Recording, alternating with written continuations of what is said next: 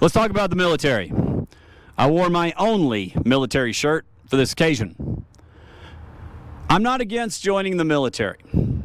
Now, you're going to find that on this channel, I mainly speak to young men, but now I'm speaking to all of you. Main reason I tell you not to join the military, especially as a young male, is because they automatically hate you. The U.S. Navy now has wokeness and diversity training in boot camp, which all they do is they tell the men how terrible they are and they tell the women how amazing they are. And then it never stops. All right? That's why I keep saying you don't have to be a patriot, not anymore. You don't have to serve, not anymore. But let's talk about the military.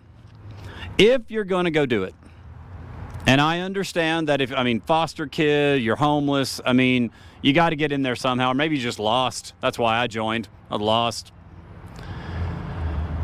There's really only two routes I'm going to tell you to take after knowing what I know now. Route number one, if you're Billy Bob Badass and you want to jump out of helicopters and planes and parachute in and, you want to sneak around and you want to be, Rambo, showing my age. All right. Go Ranger Battalion. Go Ranger Regiment. 2nd Ranger Regiment. U.S. Army. Go SEAL. All right. The Air Force has their own version of it. Okay? Yeah. Go that route. Go Billy Bob Badass route. Joe America. Have at it. Just know that you're going to tear your body up. You're going to get deployed absolutely constantly, and maybe this is the excitement you want. And then when you get out of the Navy or get out of whatever, if you haven't done 20 years and you don't have a retirement, you know how to, you're now 27 years old or whatever, and you know how to do one thing, and that's kill people. So it kind of narrows down what you're going to do, right? You're going to go work for Executive Outcomes, Aegis, the Blackwater, the various companies, right? And you're going to go on security details. They're called security details. Africa, Mexico, whatever. You make a lot of money. Once again, you're never around.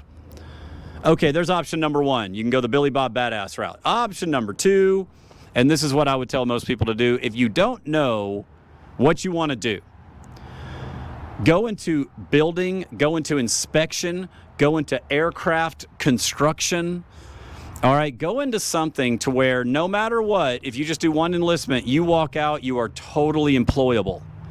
All right, Navy Seabee, combat engineer, that's the Army and the Marine Corps.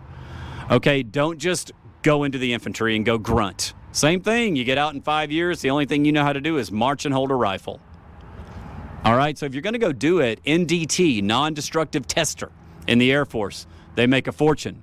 Nuke tech in the Navy, hoorah, they make a fortune. All right, they get out making 180, 190 at the nuclear facilities. If you have to go the military route, and it's cool if you do, man. All right, I did it. I was lost. Okay, it taught me a lot, about growing up. That's for sure. But those are the two routes. Don't just go to the fleet. Don't just go to the infantry. All right? Because you're just going to waste 4 to 5 years of your youth and those young years on this institution that's not going to care about you.